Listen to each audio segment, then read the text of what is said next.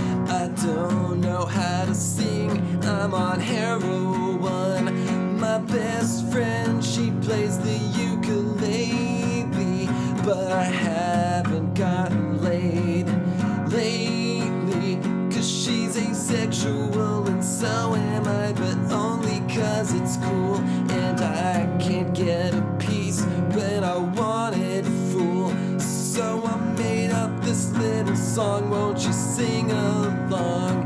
Clap to my hit college indie song. Ooh, let's all sing and clap our hands and write meaningful poems and pretend we're white. If you're not, that's fine, you can just act like it, 'cause we're all in college and we like our artists who don't know how to sing or play the guitar. Ooh, my hit college indie song.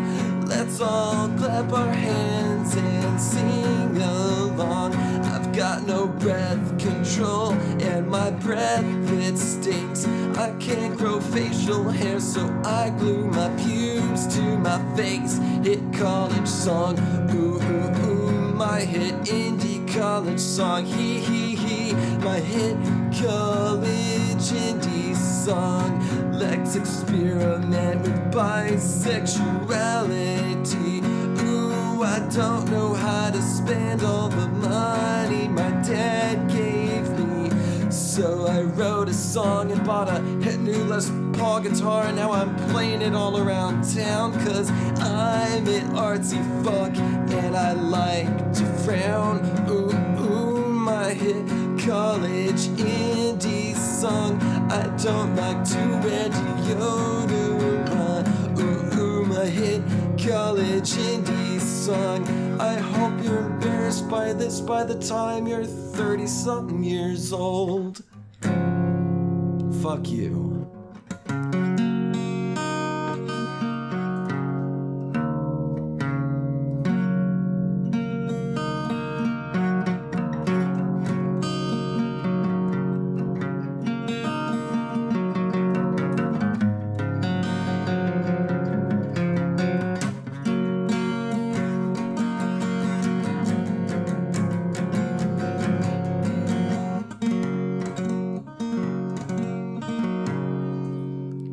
My hit college indie song.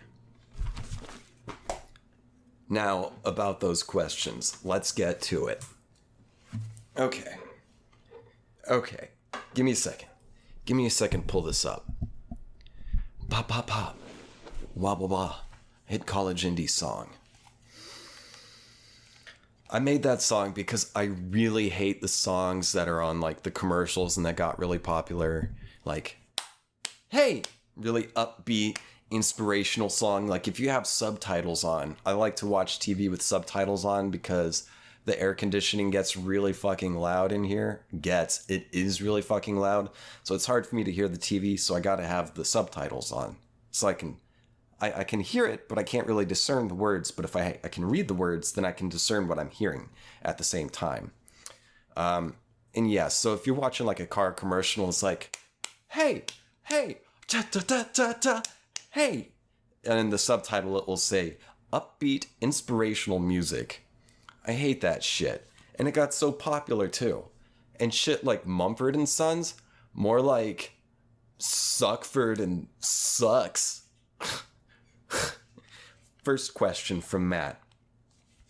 Why are Europe and Asia considered different continents when the definition of a continent is a large landmass separated by water? Well, Matt, I'll tell you why. Tradition.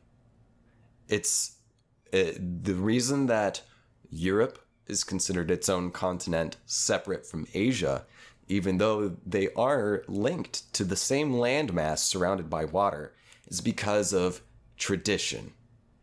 The whites versus the browns, my friend. It goes far back to ancient Greece, when the world, for the Greeks, was separated into three things. They didn't know anything outside of Europe, Africa, and Asia. And so they divided the world into those three large masses. So if Asia and Europe are part of the same mass, there's no water completely separating, no large body of water completely separating Europe from Asia. The only reason it's there is because tradition. An exclusionary separatist tradition created by the ancient Greeks. I'm not making this up. I read about it. Maybe the person who wrote what I read was making it up, but yeah, that's why. It just goes back to Greece, and it's just like, well, we've always called these things separate continents, so we're separate continent. Honestly, I think it's racism. I think it's colorism. I think it's culturism. Tribal. Yeah. It's basically it, bro. That's it. Now, that's all I've got to say about that. Now let's go on to the next question. Da-da-da-da-da. Okay. The next question, or a couple of questions, is from my mother. So what about noodling? Is it crazy or just man versus nature? Is it only guys who noodle? And why is that? And then the next question is, when do you break up with a friend? Okay, so those of you who don't know, noodling is a really popular pastime in Oklahoma where you go to a body of water, you go to a lake, and you find a place where there's like holes, underwater. Like you don't completely submerge.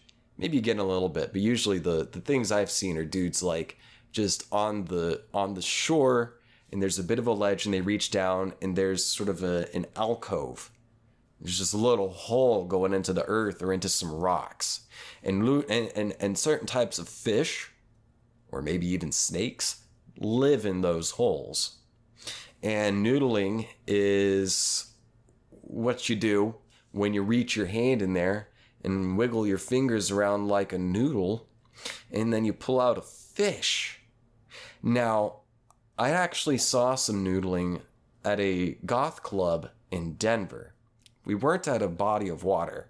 However, there was a sort of an exhibition.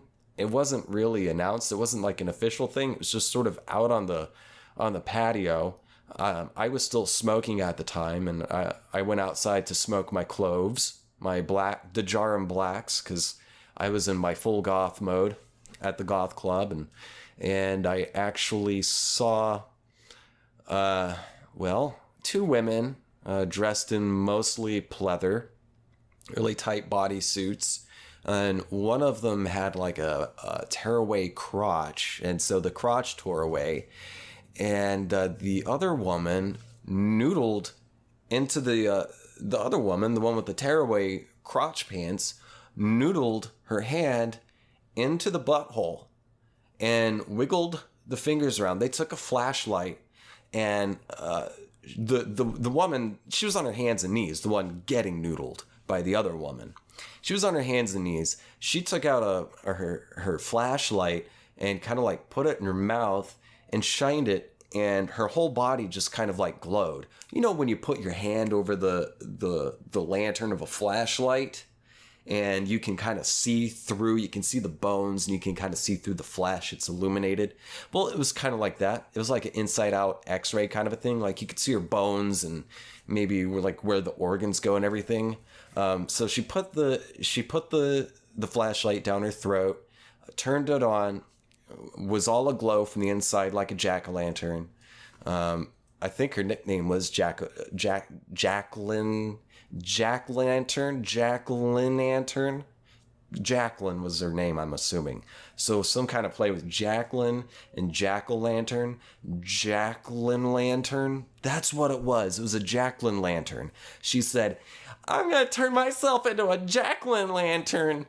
Oh, and then swallowed, not entirely, not whole, but she took one of those really sturdy mag lights and turned that sucker on, put it on full, full width, because you can adjust the width of the cone of light. She went full width, got fully illuminated herself into a jack-o'-lantern, and you could see the other woman's hand inside. It was opaque within the glowing mass of flesh. You could see the fingers noodling around, and then something else. She grabbed a catfish out of her ass.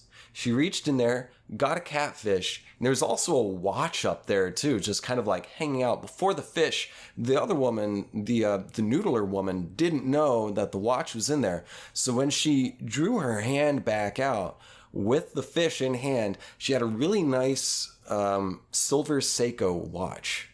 Really, really quality stuff. I got a good look at it, got up close, and it was real. It was no knockoff Seiko. It was a real Seiko, for goodness sakes, O's. And live catfish. So that's urban noodling. That's more in the BDSM realm, but on the whole, or rather in the whole, your average noodling is... Dude, look it up online. Go on YouTube or something and look up noodling, and you'll see some, country dude reaching down in the water, reaching into some kind of hole between some rocks or something, and then pulling out a fish. Or maybe pulling out a snake or something else. And now the thing is, it's really dangerous because a lot of people have lost fingers. Because what if you reach in there and there's a fucking alligator gar, which are really scary looking, and I accidentally caught one, I think, the last time I went fishing. And that was the last time I went fishing, because the alligator gar scared the shit out of me. They're terrifying looking. If you don't know what they look like, look it up. Alligator gar, Gar. Fucking frightening creatures. Nightmare creatures, they.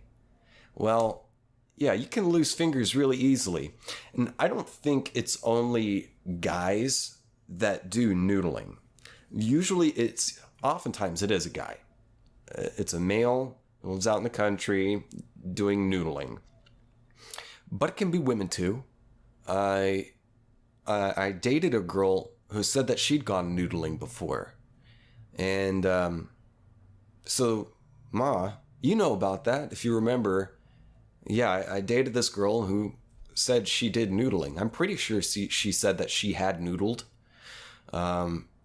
Nature noodled, not urban noodled. She nature noodled, and I think caught a fish. Yeah, with their noodles. So then on to the second question. When should you leave a friend? I think you should leave a friend when that friend does something egregious. I think you should leave a friend when they are no longer a constructive part of your life. If a friend is not helping to lift you up and encourage you, then that's no friend. Or that friend may just be slacking on their friend duties. Duty. But yeah, if a friend is habitually and regularly disparaging you and putting you down and not being supportive, I say that's a good time to get rid of a friend. I remember there was one friend who offered to sleep with my mom, and I offered to break his fucking legs first and then break his fucking neck. Luckily for him, he was talking to me on the phone. Hungover, he was just from the hospital. He had gotten jumped at a party because he was provoking people and being an asshole. And it was at a party of all friends. I knew these guys, and he was like trying to provoke them to fight. He was drunk, being an asshole. And the two guys that were throwing the party, I wasn't at this party, they got sick of his bullshit. And so they said, all right, yeah, we'll fight you. And so they went outside, and both of them just beat the living shit out of the guy. And he so deserved it. He so deserved it. And so he went to the hospital, and he had a busted open lip, I'm guessing. That's what he said. And he called me up the next morning, trying to get me to come pick him up and from the hospital And then he started saying, my mom was visiting me at this time. And this was here in Austin at my second apartment when I was living with Bennett. And my mom was asleep and Bennett was asleep in separate rooms. And I was on the phone, and the guy I was talking to on the phone, he was crying. He was like, everyone's assholes. They just don't fucking get it. They're so mean. Blah, blah, blah. And he told me that he got jumped, and he's still kind of drunk, and he doesn't know where his car is, yada, yada, yada. And then he started saying, hey, your mom's pretty cute. And he's like, I'll sleep with her if she gets lonely. And I said, excuse me? And he said, I'll fuck your mom if she's down. And I screamed, fuck you, fuck you, fuck you, fuck you. I will break your fucking legs, and then I will break your fucking neck. I'm going to break your fucking legs first so you can't get away, and then I'm going to break your neck because I don't want to fucking kill you, though. I want to fucking paralyze you, your entire body. I want you to be a vegetable for the rest of your life. Fuck you, don't ever call me again. And I hung up and blocked his number. I blocked his number. And I blocked him on social media. And I've still got him blocked. And I, woke my mom and Bennett up when I was screaming, fuck you. I had never gotten quite that mad ever before, that quickly. And never had I really had the urge to fucking beat someone up. I've never been in a fight. I don't really see much point in fighting. But I would have fought that guy. I'm not going to say his name. And I'm loath to say that I would have fought him because I wouldn't have just fought him. I would have kicked his ass. I would have sent him back to the hospital. Kick his ass right back through the door into the emergency room. So he's fortunate because I would not have been able to stop myself at that point. And stop myself from fighting him. I wouldn't have killed him, but I would have taught him a lesson. And, that's the only time I've ever gotten the urge to fight somebody. That's really it. That one time, boy, he pissed me off. So, when a friend does something like that, I say then at that point, it's okay to cut that friend out of your life. If you feel like a friend is dragging you down, if you feel like you've been sapped of your energy and happiness every time you talk to somebody, I say that's a vampire.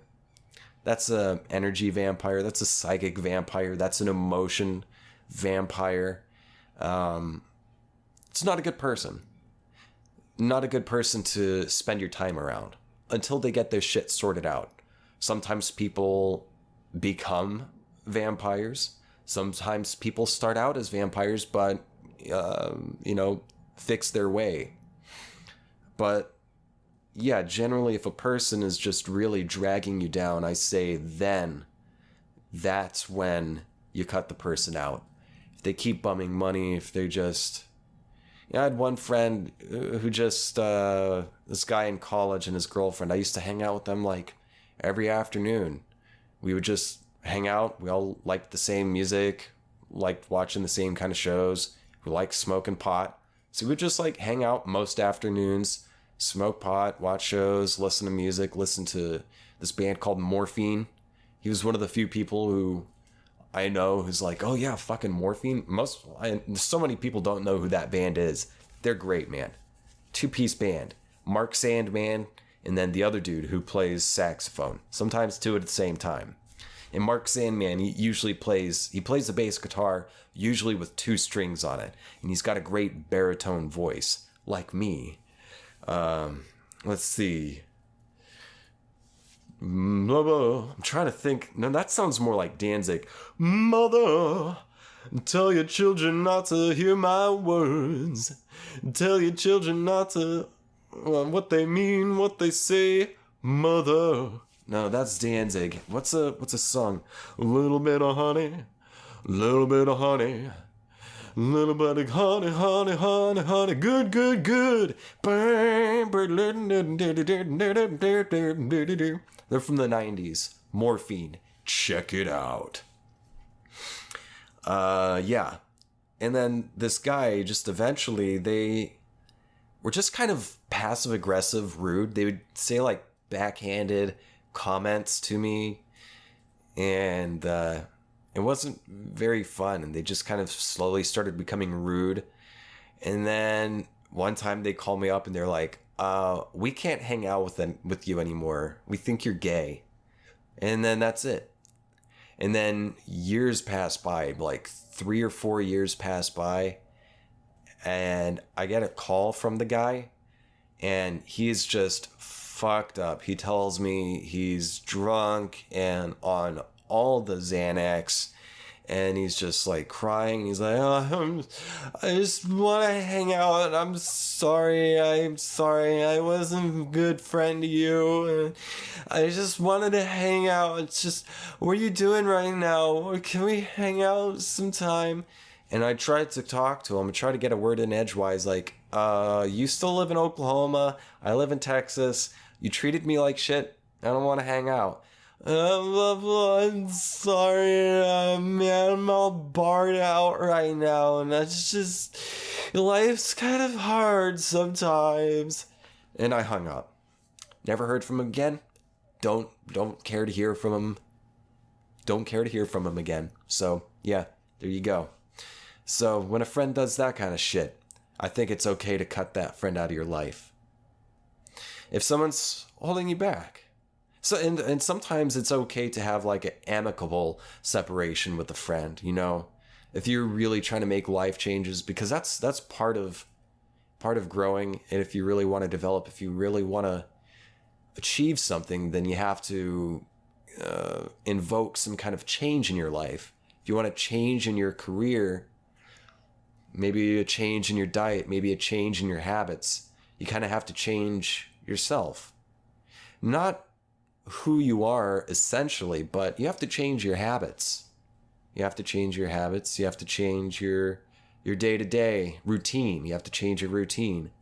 And sometimes you have to change your friends, because other friends might be linked to certain routines or habits. Like, say you hang out, you always go out for a drink with this one person, and you don't want to drink anymore, and like that person wants to drink, and you still like that person. It's not like they're dragging you down or anything. It's not like they're disparaging. They're lovely people. They've always been supportive of you. However, just you always end up drinking when you hang out with them. If you don't want to drink, maybe you just say, hey, I want to stay in touch. I just can't really hang out. Or maybe other people, you want to hang out and you have to sacrifice time. Like, I'm writing a book. I'm serious about writing. And I only have so much time in the day, and I love you, and I still want to hang out with you, just not as much, because I have to focus on writing. If you want to write something, you got to complete it, because it's not going to write itself. So that's going to take up time, and it might take up some social life. Now, that's a tightrope walk, because then you don't want to sacrifice your entire social life. You have to find a balance. With all things, you have to find balance. And stay hydrated. Stay hydrated, which I'm about to do. Water break. The refreshing springs of water. On to the final question. This one is from my friend Cammie. I got a little story about Cammie. I'll try to keep it short. When I first moved to Austin, I ended up staying at a hostel for 2 weeks. I was going to crash at a friend's apartment, but it was a couple friends who were dating at the time, and I didn't know they were on the outs when they told me that I could stay there. And then, like 2 weeks before I was supposed to drive and stay with them, I got a call from the guy. Actually, it wasn't even a call. It was a text message saying, hey, dude, are you moving to Austin? I thought, that's odd. you fucking know I'm moving to Austin. You're the one who offered to let me stay with you. So I said, yes, I'm still moving to Austin. What's up? And he said, were you planning on staying with me? And I said, yes, you offered. Does the offer still stand? And he said, texted me back and said, no, sorry, we don't have room for you. And that's it. I'd say, not a great friend there, not a great friendly thing to do.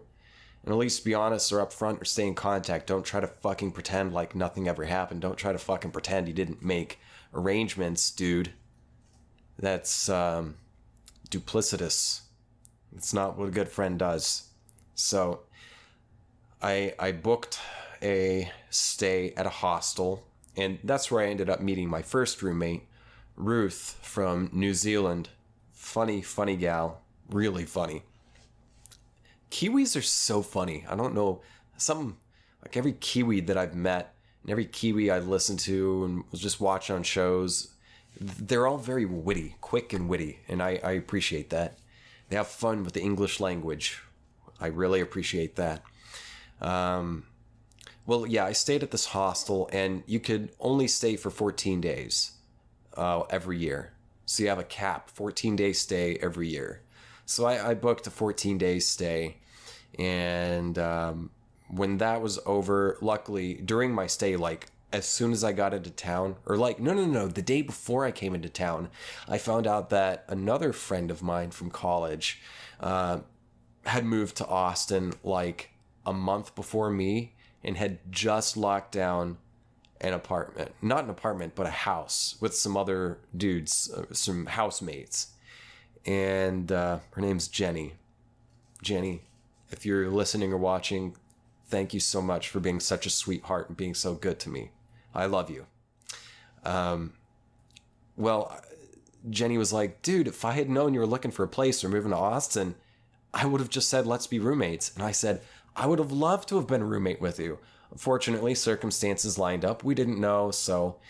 But my stay was... The end of my stay at the hostel was coming up, and during my final week there, I met Ruth from New Zealand, and she was moving to Austin. She just locked down an apartment, and she needed one extra roommate. She locked an apartment with these couple other kids. They're 21 years old, both of them. And it was a 4-room place. They needed a 4th person, and fortunately, I met Ruth at the right time, and we became friends. And I said, I'm looking for a place to stay. I need it desperately. And she said, well, be my roommate. Sign up. And so I went and I signed up. It was a bit of a ordeal getting signed up, trying to find a co-signer, because I didn't have enough money, and I certainly didn't have a job, it's hard to get a job if you don't have a fucking address, if you don't have a home. So, yeah, but I eventually got some co-signers through my sister and my brother-in-law. Thank you both. You're lovely people, and I love you, and I appreciate your support through all these years, and I appreciate your support then in helping me get a place to live. And so yeah, I had a week when I signed up. They were saying, oh, we're remodeling your room, we're remodeling your apartment, and we also need to clean up because the last tenant is just moving out today, and so we're gonna need 1 week. I said, okay.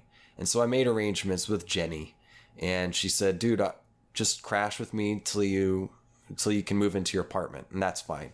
And then by the time that first week ended, I went back ready to move in, and they said, oh, did we tell you 1 week? Sorry, we're remodeling right now. And that was a whole fiasco. That's a long story for another time, but they told me it was going to be another week because they were still cleaning the apartment. And ultimately, when I moved in, they hadn't done jack shit. The room was a fucking mess. And the girl who was living in the room before me was a fucking mess as well. But yeah, that's a totally different story. A long story that I'm not going to get into right now. But on my day when I had to get out of the hostel, Jenny was in Tulsa, so I couldn't stay with her just yet. So I was like, okay, I'll just sleep in my car. And one of my friends, Liz, who was also had moved to town around the same time as me, had invited me to a party at this apartment, and it was with a friend of hers from where she grew up in Oklahoma. So all these Oklahoma people were all about the same age, all living in Austin, and Cammie was the one throwing the party. Cammie and her boyfriend at the time, they were throwing this party, and Liz invited me, so I went to the party and everything. And in the parking lot, it was pretty spacious. It seemed shady. It seemed like a safe place. So I was like, all right, I'm just going to sleep in my car in the parking lot. That's what I'll do, because I'm going to sleep in my car one way or another tonight. So I'll just stay parked in the parking lot. I found a nice place where I don't think I'm going to get bothered by anybody. And I went to the party, had my drinks and everything, and I was out on the balcony, and Cammie came out, the hostess of the party. She came out and was talking to me, and I was just kind of like staring off, and she looked at me, and I'll never forget this. She said, "You've seen a lot of shit, haven't you?" And I said, yeah, because I was just, I don't want to say that I was coming out of a very tumultuous time in my life, because I was still very much in it, and it was about to get even more tumultuous. So I was in the middle of a very tumultuous time in my life. Really, the tumult went on for almost 5 or 6 years, man. It seemed like. But the peak of the tumult, oof, yeah, it was around that time. Well, Cammie was like, so what are you doing? And we just kind of chatted. I told her where I'd been staying at the hostel and everything, and I was waiting to meet up with a friend and yada yada yada. And I didn't even think to mention anything about sleeping in the car. She just kind of she put the pieces together and was like, "Were you gonna sleep in your car tonight?" And I said, "Oh yeah." And she said, "Oh no, you're sleeping on the couch." And so Cammie, you let me sleep on the couch that one night that I was going to sleep in my car. So thank you very much. I appreciate it. And I want to show my appreciation by giving you as best of an answer as I can to your question. The question is, are you aware of your life's purpose? If so, what is it? And if not, is it important that you find it or nah? And then I said, "This is perfect, thank you." And she said, "Wine is my dharma, so top that." Well, I think wine should be, leisure should be everyone's dharma, man. I'm a big fan of the Kurt Vonnegut quote that goes something like, "Listen here, babies. The only reason we are here on Earth is to fart around. Our only purpose on this earth is to fart around. And don't believe anyone that tries to tell you any different." I believe that. I'll take that from a guy as accomplished as Kurt Vonnegut, my favorite author, for sure. And he'd been through some really terrible shit too. With the war, he was there being held prisoner in a slaughterhouse while Dresden was being firebombed. He was there. He came out and he saw the fucking hellish moonscape that was left over, bombed by his own people, by the Americans. He'd been to hell. And so much of his writing was completely shaped by that, especially the most popular one, Slaughterhouse-Five. That's like it's autobiographical, that book, really. So yeah, we're put on this earth to fart around. And my purpose in life, I think, is to fart around. And that's it. However, that's not the whole of it. My purpose is to get some kind of peace of mind. And the way that works best for me to get peace of mind is by doing things that I feel driven to do. I have a calling to make shit, to make stuff. I have a calling to make stuff. I feel unsettled. I feel unsettled and unpeaceful and not at peace, rather, if I don't write. I have to write. I have to make music. I have to perform. I have to connect with people. I just constantly have just songs and stories and images in my head. I don't know if it's like that for everybody. And it probably isn't like that for everybody. And for those that do have this, it's not an ailment, but this phenomenon, this drive, I'm sure people experience it to varying degrees. I get it to a really serious degree. Like, I am not happy unless I am creating. I have to do it. I have to do it. I've tried not doing it. I've tried just because I do strive for a life of leisure. However, I want that leisure to be earned through the fruits of my labor. And the labor that brings me the most joy is creative labor. Labor that is entertaining, and maybe educational.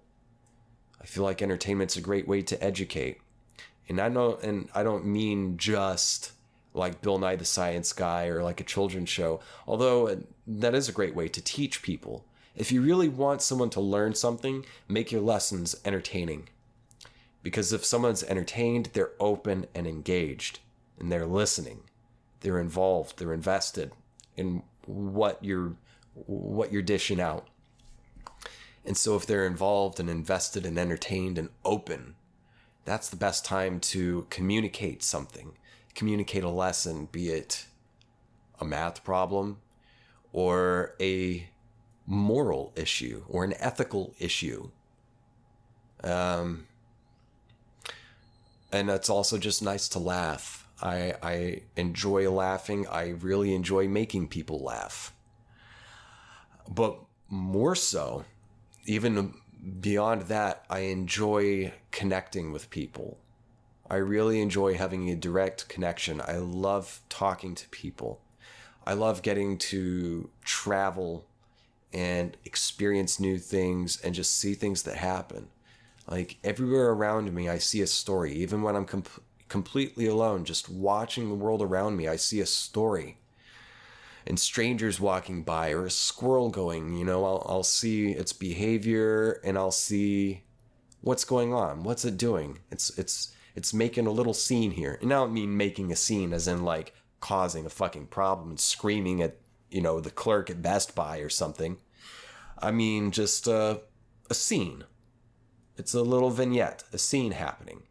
And I kind of see like a story there, some kind of narrative.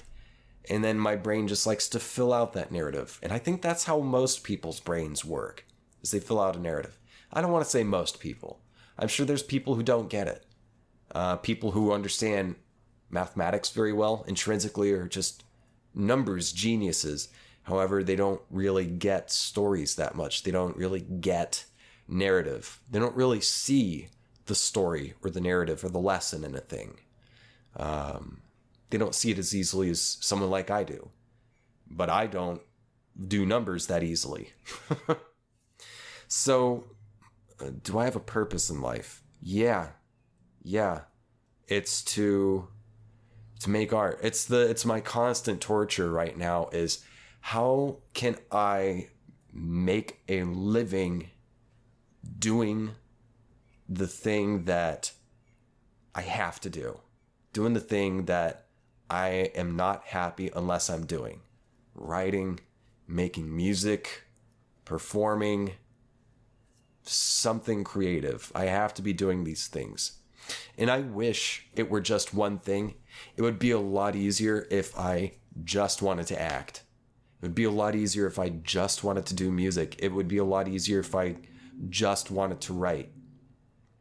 It'd be so much easier because I'd have so much more time and I could invest so much. I could focus more time and energy to hone in on focus on this one thing.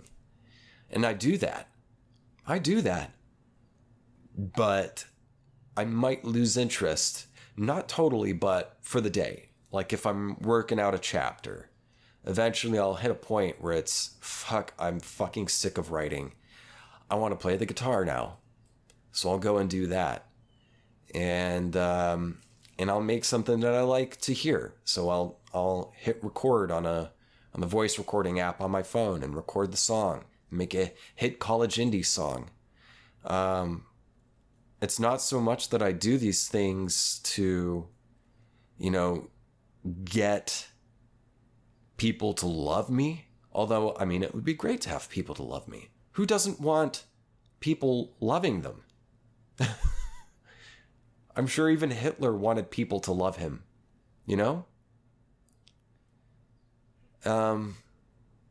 It's not based on that. It's not based on...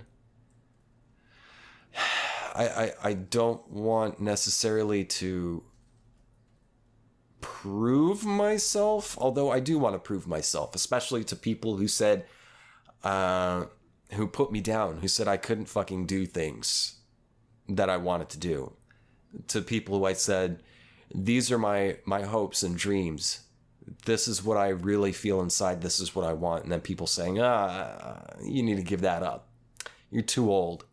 Or good luck with that. It's not going to happen.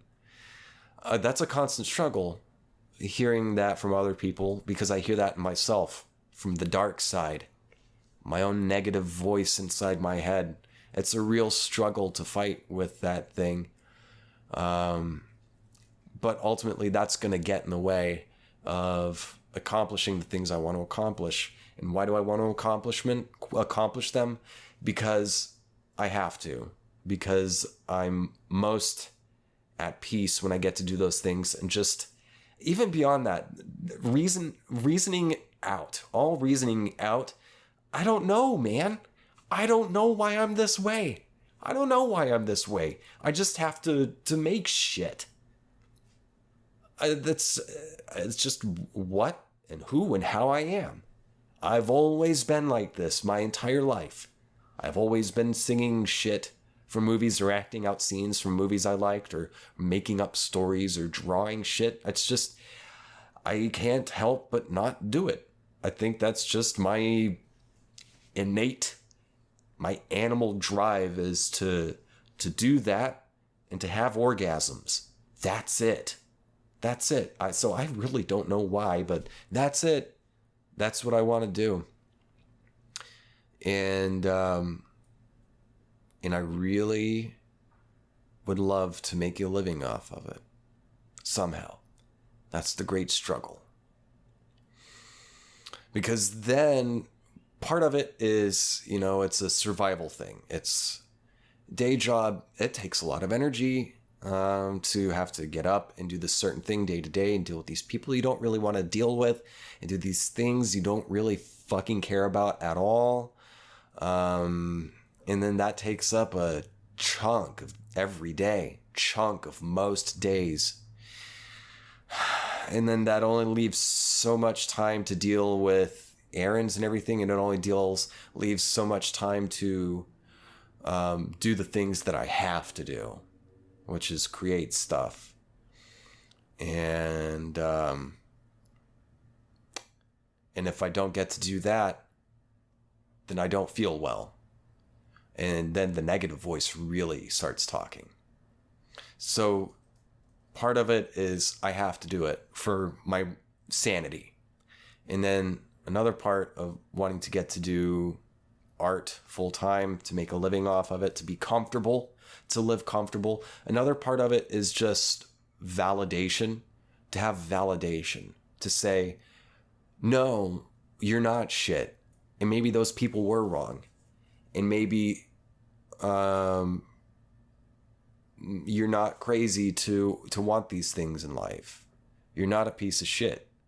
You were right. You were right to pursue this. And I'm also recently, I was writing about this in my journal last night about how I'm really trying to get over the young man thinking. The younger me was thinking, I still have to do the work. I get that. If I'm going to write something, it ain't going to write itself. I have to do the work. But also it's, maybe something will come my way. Maybe someone will like toss me thinking that someone's going to throw me a bone. Thinking someone's going to throw me a bone. I'm trying to get over that because it's not doing me any good. And also I need to kind of recreate or reinvest my time. I need to start creating new habits. And I have, especially this year. I wrote out things that I wanted to accomplish this year or get the ball rolling on certain projects and certain avenues. And I have gotten the ball rolling in those avenues. So I'm proud of myself for that because I actually did something and I've been sticking with it. And now the voice is starting to say, the negative voice is starting to say, you're not doing enough, man. You're just delusional. Nothing. You're never going to get to live the life that you actually want. I don't need fancy things. I don't need a fucking yacht. I would like to, I'd like to have fans for sure. I'd like to have a community. I'd like to have fans to interact with. I'd like the chance to get to work with other people, to work on projects with other people. I'd like to be able to live comfortably. I'd like to have money not be quite such a fucking dire issue like every single day of my life. I'd like to live somewhere a little more comfortable with, central heat and air. I'd like to be able to travel, these sorts of things. But I don't need a fucking mansion. I don't need a fucking yacht. However, I feel like I'm a long way from any of that. And I feel like I'm not going to get any bones tossed to me. Even with acting work I get every now and then. Like I was in this commercial. I got this commercial for DoorDash. And I don't know if they're going to do other edits. But the one I saw, I'm not in it. I got cut out. So now I'm still waiting on the check for that. And I'm like, am I even going to get paid for usage? Am I just going to get paid for the day of shooting, which is substantially less than usage pay, which is if they show your face, they have to pay you for using your likeness. That was a bit crestfallen by that. Again, I don't know if they've got another edit that I'll be in, but that was pretty disappointing. Yeah, I don't think I'm going to get any bones thrown to me anytime soon. So I need to start treating this stuff, the stand-up, the writing. I've got the writing done. I need to get an agent, though, and I need to send out a query. I need to really get organized. I need to get organized and start thinking of it as a job. The podcast, doing open mics, trying to get a literary agent, these sorts of things, recording songs, making something with that. I need to look at it like a job because I want it to be my job. I want those things to be my job. And right now I'm not really treating them like my job. And I feel like maybe if I did, I might start getting out what I put in. Because I think I am getting out what I put in. And maybe I'm not putting in quite enough right now. So I want those things to be my job. And maybe I'm a long time away from being able to make a living off of that job, but I need to start treating it more like a job. However, I need to do it with a certain balance and not feel like it's a job. I want my job to not have a job. I want my job to just play, just have fun and play and communicate things. Maybe communicate some lessons because I feel like maybe I'll see a way to communicate a certain ethical lesson or something a certain way that's entertaining. But yeah. Yep.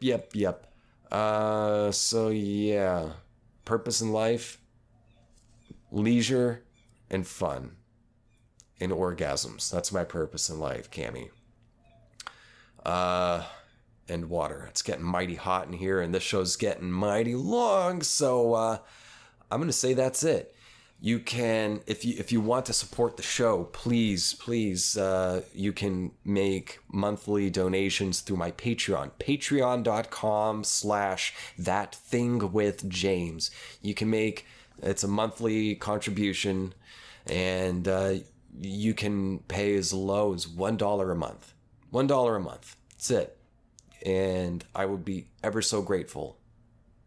And if you want to visit my Instagram, which I try to keep entertaining, my Instagram stories or whatever, and Twitter, you can find me on social media at James J. Asher. And you can also visit my website, jamesjasher.com. That has a link to my agent. If you see or hear this and you think, I want to put that boy in I want to give that boy an acting role, you can hit up my agent, dude. Hit up my agent. A link to his information is on my website, jamesjasher.com. And all this information will be in the description. What else? What am I missing here? If you want to email me, you can at ThatThingWithJames@gmail.com. If you need advice, I'll give you advice. If you have any kind of questions or anything, or musings, share them. If you just want to reach out and say hi, by all means, ThatThingWithJames@gmail.com. Thank you again for listening and or watching. If you're watching, please subscribe, like, and comment. And I will see you next week. Thank you so much. I love you. Bye.